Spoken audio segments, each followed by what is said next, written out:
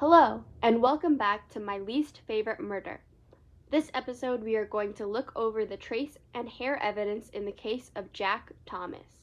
His body was discovered at 9:50 a.m., February 19th of 2006, near the Bette Davis picnic area.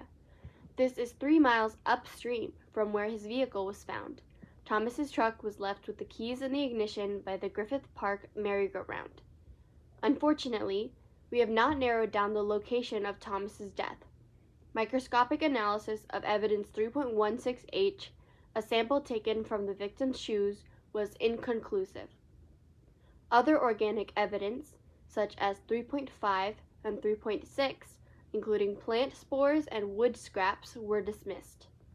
Without samples from Griffith Park, where the victim was found, these natural pieces of evidence offered limited information. The unusual location of the victim's discovery in relation to his vehicle reinforces suspicion of foul play. Previously mentioned in the coroner's report, evidence 3.16b, insects and larvae found in the victim's wounds, suggest an approximate time of death.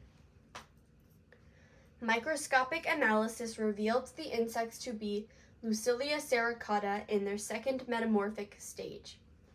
This determines the time of death to be roughly 3 to 9 days before these samples were taken. Jack Thomas is suspected to have died on February 17, 2006, shortly after his phone call with Miss Martinez, based on these findings. Now, onto hair evidence. 8 hair samples were taken from the scene. Evidence 3.2, taken from the victim's head, was dismissed, as the body had already been identified as 32-year-old Jack Thomas.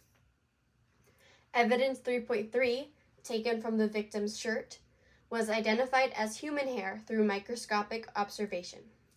The sample was suspected to belong to Sophia Martinez, the victim's girlfriend, through gel electrophoresis testing.